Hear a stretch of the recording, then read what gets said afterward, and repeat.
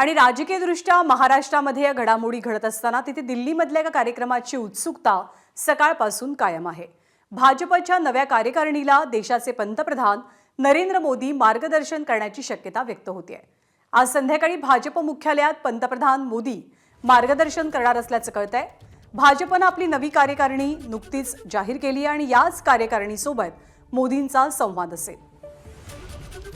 या कार्यक्रमाबद्दल आपण अधिक माहिती जाणून घेणार आहोत। थेट दिल्लीतनं आपले प्रतिनिधी सोमेश कोलगे आपल्या सोबत आहेत। सोमेश, सगळ्यात बेसिक प्रश्न म्हणजे कार्यक्रमावरती शिक्कामोर्तब झालंय का, आणि जर हा कार्यक्रम झाला तर नवी चेतना जागृत करण्याचा प्रयत्न या सगळ्या आंदोलनांच्या पार्श्वभूमीवर पंतप्रधान मोदी नेमका कसा करतील याची चर्चा आहे।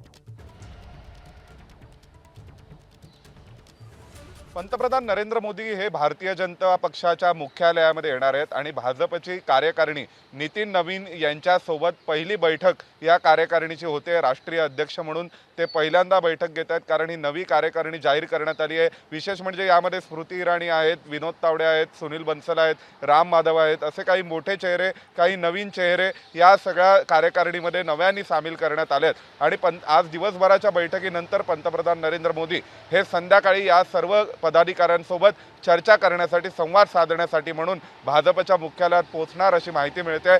आणि त्यानंतर पंतप्रधान नरेंद्र मोदी या सर्वांना संबोधित करणार आहेत। विशेष म्हणजे आजच सकाळी राष्ट्रीय अध्यक्षांनी एक समिती जाहीर केली आहे, जी विद्यार्थ्यांसोबत, तरुणांसोबत संवाद साधण्यासाठी विविध कार्यक्रम देशभरात आयोजित करेल। आणि या समितीमध्ये सुद्धा स्वतः नितीन नवीन, गुजरातचे गृहमंत्री हर्ष सांघवी आणि विनोद तावडे, स्मृती इराणी अशी नावं आहेत ज्यांना विद्यार्थी संघटनांची पार्श्वभूमी आहे। आणि त्याशिवाय जे तरुण आहेत स्वतः, हे सगळेजण या तरुणांसोबत संवाद साधणार आहेत। तर दुसऱ्या बाजूला आजच संध्याकाळी पंतप्रधान नरेंद्र मोदी या राष्ट्रीय कार्यकारिणीसोबत संवाद साधण्याची शक्यता आहे। आणि त्यामध्ये सुद्धा ते या सर्वांना नवा कानमंत्र देतील सध्याच्या, वर्तमानातील आणि भविष्यातील आव्हानांच्या दृष्टीने।